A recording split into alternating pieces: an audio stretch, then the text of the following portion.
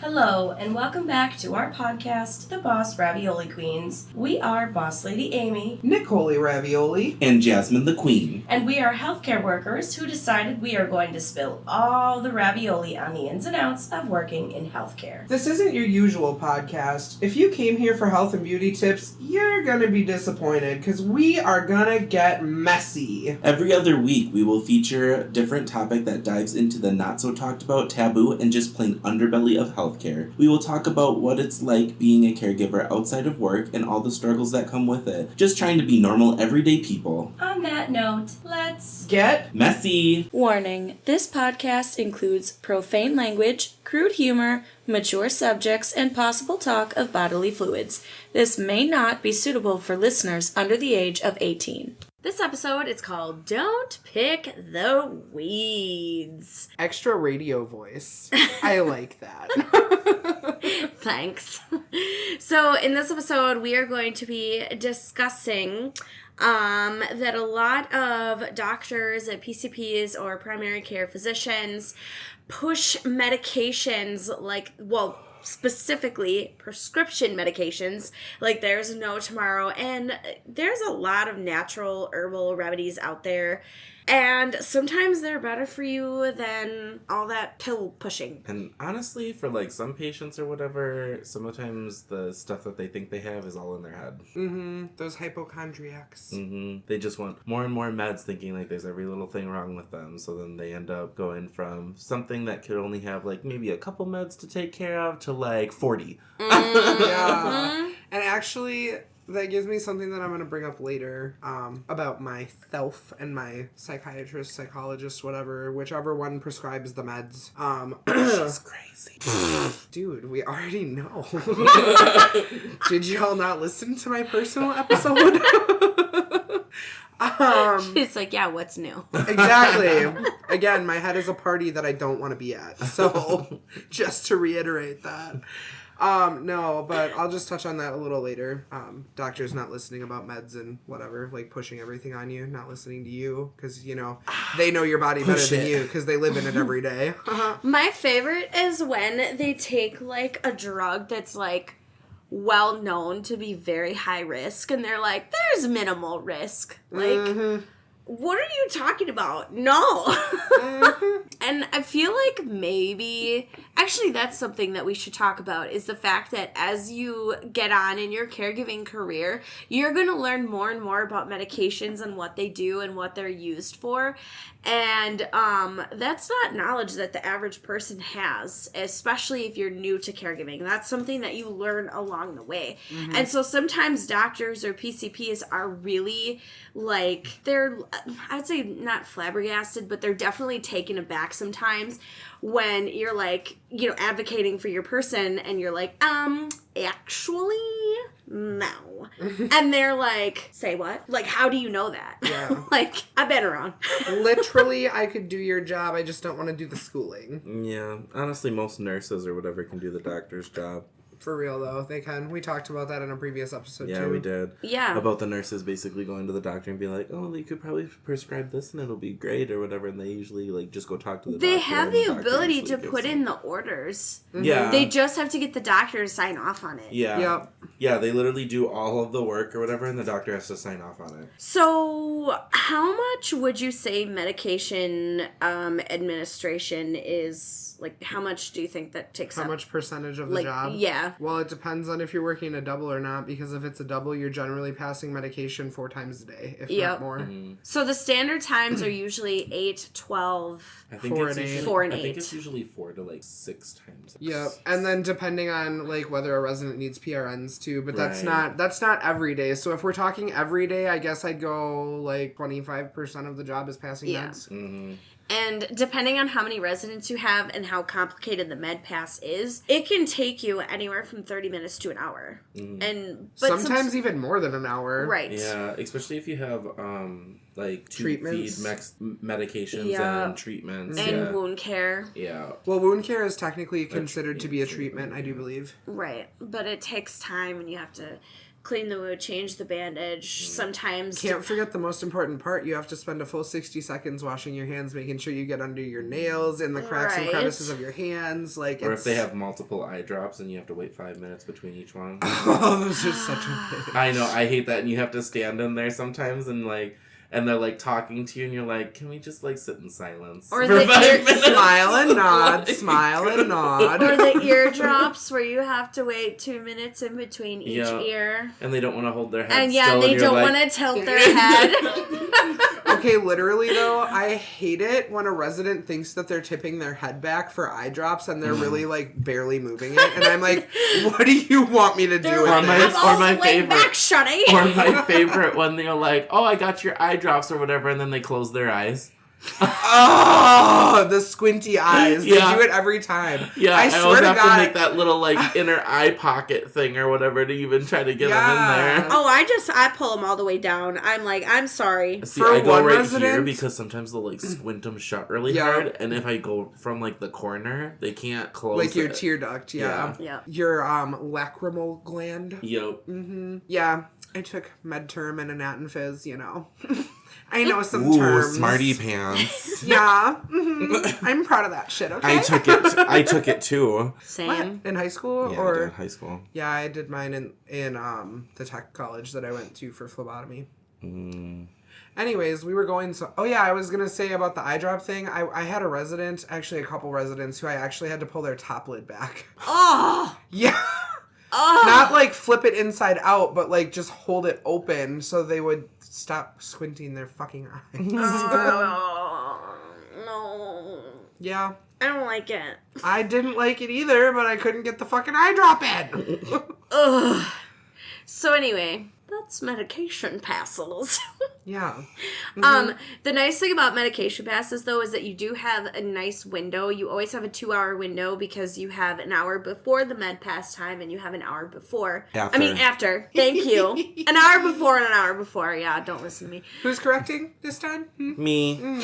I thought I was the only one that did that. So sometimes it's nice if you have a medication. I'm just smarter when I do it. Fuck off. Anyways, Amy, I'm so you sorry. have to be sassy to be a caregiver. Requirement. That's one of the qualifications. Requirement. But anyway, so it's kind of nice when you have a medication that says like noon, and then you have another one that's at 2. You can get both those medications at 1 o'clock. Yeah. Yes. As long as they don't they're contradict not the same. and they don't contradict each other. Right. Because then you're double dosing that person.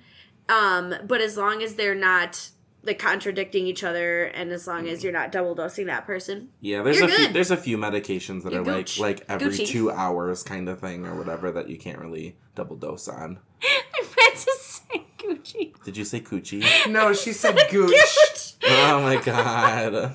Okay, we can edit that later. It's fine. No, I'm gonna leave it in there. I knew you were going to. I knew. You're so mean. How's it feel, Amy? Hey, I'm not mean to you.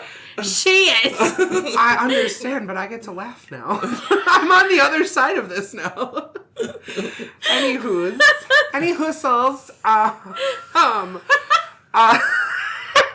Fuck you both.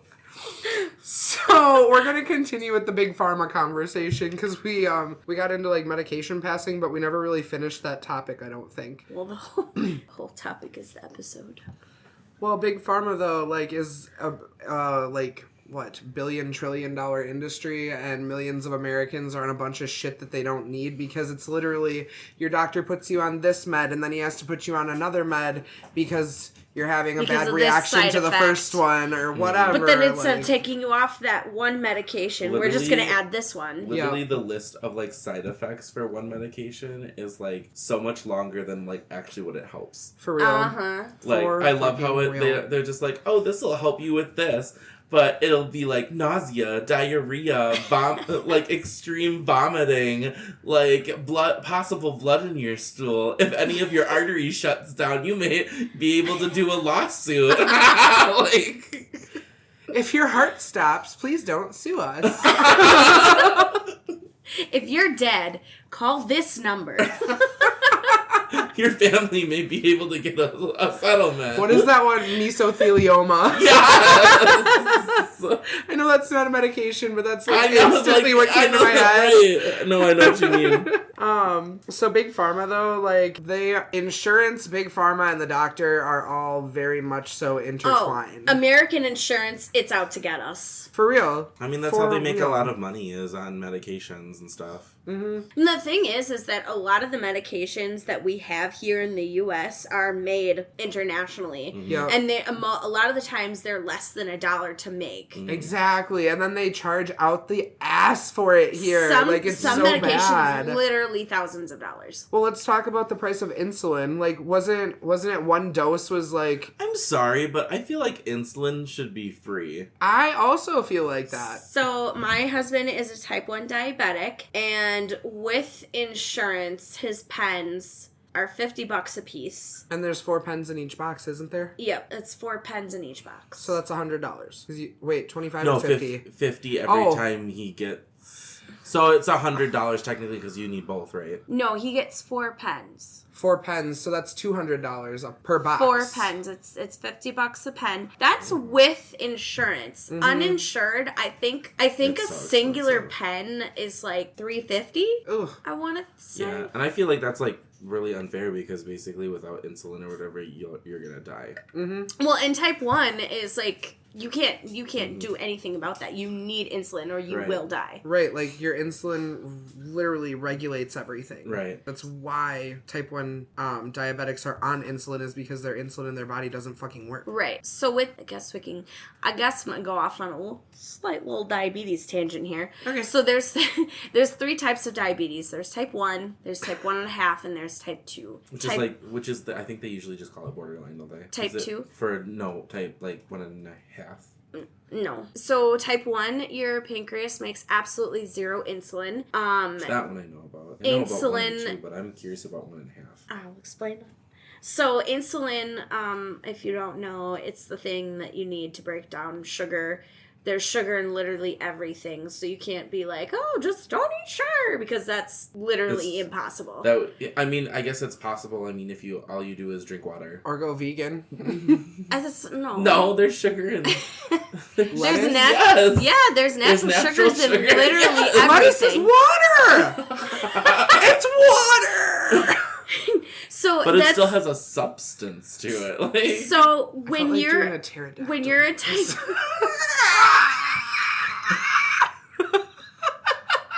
Continue. I'm so sorry. Okay.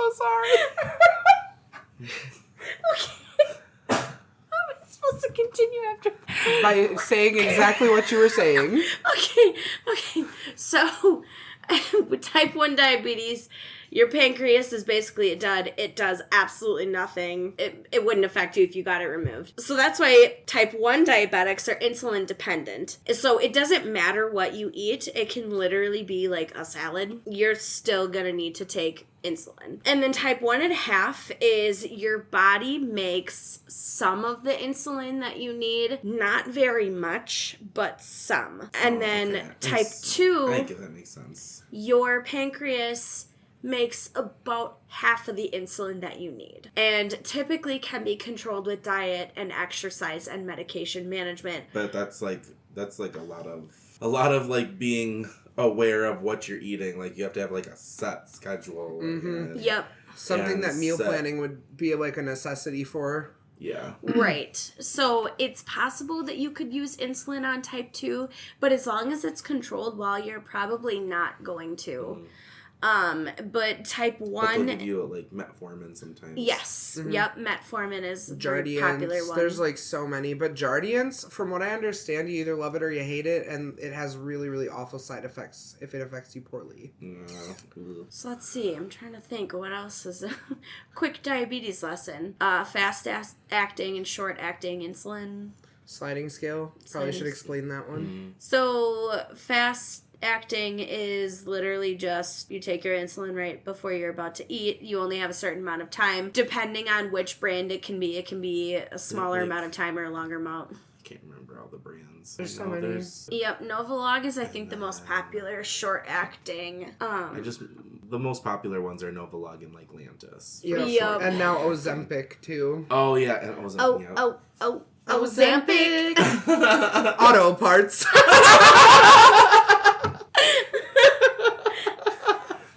I'm sorry, when you sing the O'Reilly's song, I'm gonna say auto parts at the end. Oh my god. Anyway, so long-acting insulin. Is Lantus? Most popular is Humalog. Or Oh, Lantus. Humalog. Yeah, How did I forget Humalog? I don't know why. So, fast-acting, you only need to take it primarily once a day. Sometimes twice a day, but it's usually going to be once. And Honestly, you're depends on how forgetting- severe, because like sometimes a lot of people with the short acting like take it after every meal, I was just gonna like say, before or after every meal. you're kind of forgetting like a real big part, because the fast acting, you have to take your blood sugar beforehand, because if you're on a sliding scale, which is what Novolog is usually, Right. if your blood sugar is below 150, you can't have it. Mm-hmm. Right. It does depend on how severe your diabetes is. Mm-hmm. Like, if obviously if your diet control is not very good or whatever, you're probably going to pick your short acting more often, and then before you go to bed, you make sure before you go to bed you're eating nothing, and then you're taking your long acting. It also depends too on what's your baseline. So baseline obviously is just what is normal for that person. So someone with very poorly controlled diabetes, probably going to be type 2, they're going to usually run higher for blood sugar, and they're probably going to end up needing to take more insulin, but that's going to be normal for them. Right. Mm-hmm. Usually for most people, if it starts climbing probably over like 400 is starting to get dangerous. So, varies for every facility, but most of the time, the standard numbers for when to call 911 is when your blood sugar is below 75 or over 250, I think. Yeah, depending That's on... typically the standard is what we're taught. It varies, but that's... But that's the thing, like, what we're taught is definitely just not it, because everything in healthcare is never one size fits all. Well, that's true in healthcare. The only thing that stays permanent with healthcare is that it's always changing. Yeah. Literally. Always. So that's a little very quick lesson on diabetes. But yeah, I would say that's one of the biggest medications that people have issues with in the US, at least, with insurance, is insulin. And like, you can either not afford your insulin and end up in the hospital where you're gonna have a giant bill, or you can pay for your insulin and still pay a ridiculous amount of money. Like, either way, you can't win over something that you literally cannot help. Well, that, and I remember when they skyrocketed the price of EpiPens, too. Like, that's still a thing, I'm pretty sure. They're like $600. Something like that for one dose, though. Like, one EpiPen. Yep. That's crazy. Yep, one dose. And the thing with EpiPens is that you still have to go to the hospital afterwards. Yeah, because it's gonna, like, make your heart race, because there's, like, there's, I can't think of the word. Adrenaline? Yes. Yep, there's adrenaline in an EpiPen, or, well, it's epinephrine. And then, so you still have to go to the hospital so they can administer the medications to bring you down. Yep. Get you back to your baseline. So anyways, moving on from all this insulin talk or whatever, we can talk a little bit more about more natural medications that most doctors do not usually prescribe. They usually go for the prescriptions that are manufactured and such. So, like, I mean, a big one right now in the world, which is basically weed. Cannabis. Where we live, Cannabis. weed isn't The legal. marijuans. Where we live, weed is not legal, and I wish it was, because you know what? I would like to sleep at night instead of being in my head and up with insomnia and depression and all the wonderful things that you guys already know that I have. I mean, we don't smoke weed. I used to. No, we don't. I said used to. I'm 31. Yeah, when we lived where it was legal. They can't do anything now. Ain't nobody catching us in the act. I truly feel like... Want to hit? Stop! Literally handing her nothing. Literally, like... Empty hand. Like, Jasmine legit just, like, shoved her hand in my face and was like, wanna hit? Smell it! Of what? Your salty hand?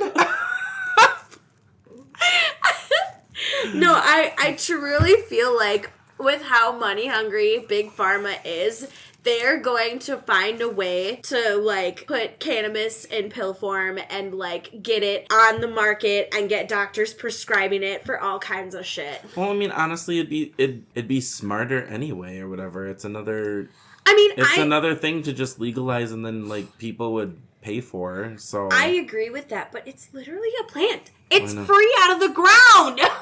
I know. Literally. I feel like they just try to illegalize it for control. Yeah, pretty much. Because, I mean, it wouldn't be hard to Well, let's just talk grow about it that, though. at home. Like, yo, the prison system, though, that's how a lot of people, like, go to jail. Because they get caught with a bunch of weed on them. You know? Right. I mean, obviously, there's plenty of reasons to go to jail, but the drug market is a big one. Yeah. Honestly, and I feel like most cops, actually, when they catch people with weed, they really don't care. As long as they're not, like, you know, already, like, super under the influence of it, or... Right. But, like, if it's illegal in your state or whatever, like, it's still their job to, like, confiscate it and arrest you, so... Mm-hmm. Well, and that must be difficult, especially, like, when they have to put their personal beliefs aside. Like, yeah, I don't care about this. I honestly could never do it. I But, like, don't envy law enforcement. I think it'd be very, very, very hard. Oh, absolutely. Because, I mean, I feel like some cops or whatever, like, they don't really have a conscience, but I feel like other ones do, and then they still have to, like... They have to put their own morals aside to do their job, I think. And I actually, when I was on a travel contract for somewhere, there was a guy that actually did travel agency nursing assistant, and he said he actually started doing it, and he was in law enforcement before. And he said he stopped doing law enforcement because he would have to be with his partner and pull over somebody or, like, do certain things. And he's like, don't get me wrong, I mean, there's certain people who, like, did do something wrong and they did deserve it, but, like, simple things, he couldn't do it because he's like, I'm basically pulling this person over, giving them a ticket, and probably ruining their life right now because obviously it's probably something they can't afford right now. It's just something they just didn't need right now. And it's something that could have probably just been left alone. I'd make the most awful cop because I'd literally let everyone go. I'd be like, you know what? What you did is not that big of a deal. Have a nice day. Right. So, I don't know. I feel like weed is becoming so, like, commonly used, or at least it was always very commonly used, and now, like, people are finally, like, bringing that to light, I guess. Like, people have always been like, it's making a comeback, right. of. It's but at least talking about it is making a comeback. I mean, they're getting closer or whatever. I mean, they did do the, you know, like the synthetic kind of like CBD products and stuff now. Yeah, but that's true. And I think I do believe there's like a certain percentage of Delta marijuana. 8. It's the Delta 8. Yeah. Yeah, it's 0.3 milligrams. Yeah, it's not a lot, serving. but like it's just... That's like the legal threshold. It's something. But with CBD, you have to be careful because that stuff's not regulated. Right. But, well, and CBD is like, I don't know. You have to be really careful with it because I feel like a lot of people, like, sell snake oil for CBD. Like, they'll have so, like, it'll be so little, like, percentage of the actual product. And then the rest of it's just, like, whatever they feel like throwing in there. Honestly, I feel like it just needs to be legalized because, like, in reality, when it comes down to it, it's the people who are using it. It's like they're either going to be responsible with it or they're not going to be responsible with it. Right. It's one or the other. It's the same with, like, alcohol and stuff like that. There's either responsible people who drink or whatever and have a plan in hand to how they're going to get home after they're intoxicated or whatever. It's just... It's people's personalities, so like whether it's legal or not isn't really going to make a difference. Exactly. And it's so like there's so many different strains to help with so many different things, like chronic pain, anxiety, insomnia, and sometimes the other end of the spectrum too. Like it can help with fatigue and hypersomnia, like sleeping too much. Right. Plus, would you rather have it be able to be regulated and know actually what you're getting, or would you rather try to like get it illegally and have it laced with something? Right. Exactly. Like, because especially with like the fentanyl epidemic thing that's going on, like a lot of people are lacing a lot of shit with fentanyl. Mm-hmm. Right. So they lace a lot of different drugs and medications. Yep. I don't know. I feel like at this point it should just be legal everywhere in the U.S. I don't feel like it should be left up to the states at all. Right. Because there are certain states that have a more leaning, Lenient? No, Is that the word you were looking for? No, the political, like, right-wing, left-wing thing. Like, most people on the right are not for it. Most people on the left are. Oh, okay. But also, like, the older generation. Yeah. Depending on if they actually smoked it when they were younger or not. 70s. Yeah. Well, the weird Woodstock! The weird thing about that is, like, it was literally used, like, in war along with opium. Right. Like, they would give it to the soldiers. Right. Like, And my grandma grew up on a marijuana farm. Like, her grandparents, she was, like, primarily raised, like, with her parents and then alongside her grandparents as well. And, like, she would help her grandparents on the farm all the time with, like, the marijuana crops. And they were literally, like, contracted with the, like, government or whatever. And they had to, like, send their crops, like, for the war. That's crazy. And now it's just interesting how those very same people, well, probably a lot of them are probably dead, but the ones that like era or whatever have like totally changed their minds, and it's like, what happened? Well, honestly, if you look at the other states that have it legalized, it brings in a lot of revenue, like because of the tax that's put on it. Right. So we're in this big recession, and people are gonna buy it because, I mean, if it's legalized or whatever, then it's way easier to obtain. Right. Well, and how many people would rather, smoke whatever, blunt or bowl or have an edible or whatever versus taking something really, really strong like fentanyl or, I don't know, whatever else there is. I can't think of anything at the moment, but... Oxy, Hydro, Percocet, Xanax. Yeah. Like, there's a whole slew of different, like, pills that people... Pills are, like, substances, I guess, that people put in their bodies. And I feel like if weed was legal, they probably wouldn't go to that extreme. Well, and I feel like, too, they fall into these same patterns because, like, their doctors, these people that are supposed to be helping them, are actually enabling them. Literally. And then they're like, oh, you should get help. You should go to rehab. You should do this. But then they come back and they keep going through that same cycle over and over and over again. I swear, like, between some doctors, not all, but some, between them and Big Pharma, like, they just want us to be, right. I think at this point, they're not... drugged out. I feel like this point, sometimes it's not even ours, like the doctors, it's people come in, like, wanting a quick fix to all of their issues or whatever that they may be having. And I feel like the doctor at that point or whatever just gives them whatever to, like, send them on their way and make them feel like everything's fine now. Right.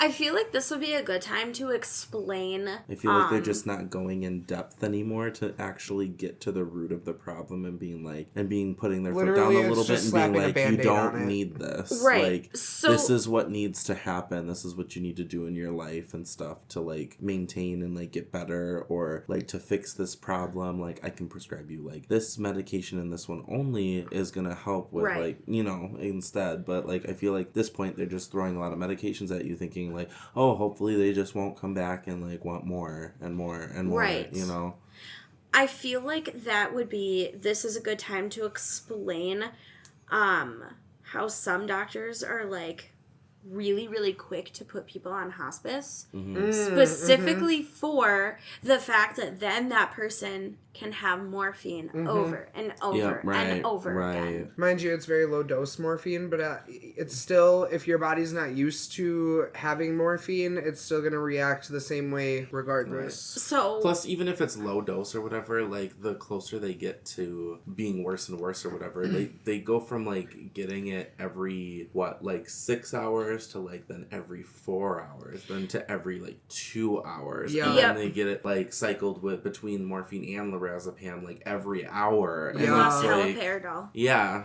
So, I guess we should explain all of the things that we just said. So, first off, hospice, comfort care, end-of-life care, all the same thing. It's basically just... keeping you comfy until you die. Correct. And the thing with... Jasmine croaked.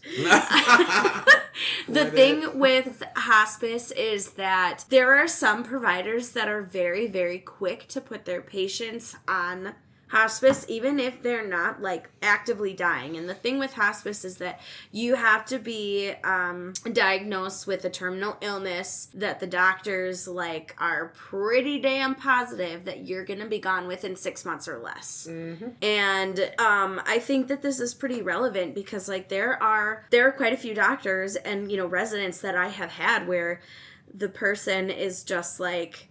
oh, I just want more and more and more and more and more. I want more morphine, more morphine. And then the doctor's like, well, if I put you on hospice, you can have all the morphine you want.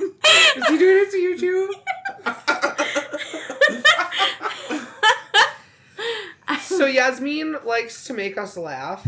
And while I am better at holding it in than Boss Lady Amy, I still laughed.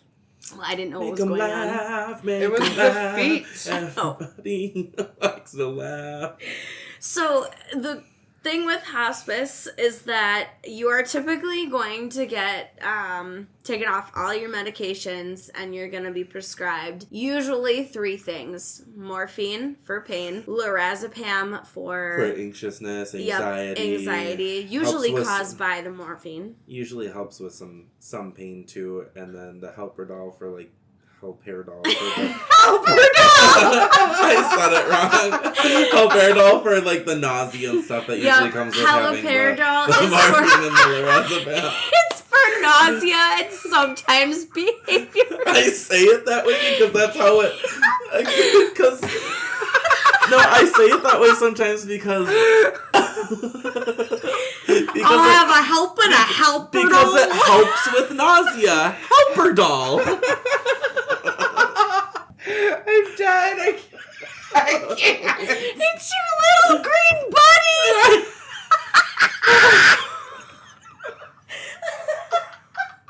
Dude, every time you lean that way, I think you're going to fall off, and then I remember you're sitting on a bench. Oh, okay. Shit. Okay, back on topic. Helperdol. Okay, so the very, very sad part about hospice is obviously, yes, the person dies, but I think it's important to talk about what is actually happening and how the person ends up actually dying. Mm-hmm. So, yes, they have their terminal illness or whatever, but the thing is when you're on that much morphine, eventually what happens is you just keep getting more and more and more and more and more morphine until the point where that's really all you have in your system, and you either overdose on morphine or you keep taking more and more and more morphine without eating, and then you end up starving to death. Yep. Which is very sad, but it's how it happens. It's most of the people or whatever that are in hospice and they're at that stage, you can't even get them to eat. No. A lot of the times they're going to take their last bite like 3 or 4 days before they pass away. And those last couple days they spend completely bedbound. Yep. Yeah, we've tried before or whatever, even like once there's the point where like you can't even keep food in them, you're like, they're going to go and eat it now. Yeah. Once they start like not responding at all. I feel like we should talk about how some residents kind of do like the old switcheroo on you for like a day. Like they get a lot better for a day, they get and super then they just chipper for a little bit. Yes, and then all of a sudden dead. Yep. So like, and that's really sad because a lot of the times the family members will be like, they're getting better. And we all know that it's just like, it's kind of like their last little spring of energy. It's like the last hurrah. Right. Mm-hmm. So basically like what happens a couple days before they die is like they'll seemingly like turn it around, so to speak. And, you know, sometimes they'll even eat, even if they haven't eaten in a couple days. And they might even be getting up and walking, even if they've been in bed for the last week. And it's basically all of their organs are shutting down, and they're basically using that last little bit of energy that they have in their body, and that's the body's sign of like it's starting its end of life like stage. It's like they're trying to say goodbye before they actually trying to like almost like they're trying to get their family to remember what they used to be like before they go. Yeah. Right. It's basically just the body's way of like getting rid of all that energy, because like once you're dead, you're not going to need it, you know. Right. I mean, it's crude, but it's true. But and that can be really, really sad. Like I've seen energy. I want your soul. I've seen family members where, you know, they seriously think like mom's getting better, dad's getting better. Like, no. Mm-mm. You know, it's so hard when families think that or whatever, and you kind of like have to explain to them and be like, I'm really sorry, but I know. Actually, this is normal. This is and the like, end it of might life. be nice for like maybe a day, maybe two. I don't know, but they're not gonna They're last. not I'm better. sorry. No, this is the end of life. Spring up. Yeah. Like, Which is like fucking nuts to me. I still don't understand how that works. I don't know. Our bodies are amazing. They, well, for the most part, do what they need to do. Unless you have an autoimmune disorder or other things. Right. Your body still does what it needs to do, just not in its full capacity. Okay. Anybody have True. some closing thoughts on medications? I think my closing thoughts are there are lots of options out there besides prescription medications. Try some natural homebound remedies. If you have like a supplement natural store, stuff. they're usually like a natural supplement place near you. Usually the people that work at those are pretty knowledgeable about what they're gonna like. For example, I went into our local one and told them that I had really bad anxiety, really bad insomnia, such and such, so forth, and they were like, "Oh, you need GABA, I think, BioCoQ10, vitamin D, vitamin E, and fish oil or something like that." And like honestly, certain, I was feeling better. Certain like vitamins and minerals that like your body usually does need that doesn't always get, sometimes will make you feel better. Yeah. And I mean, you know, if you don't want to get high, like there's plenty of other options for you as well that are also natural. Right. It's just important to do your research and don't put things in your body that you haven't researched.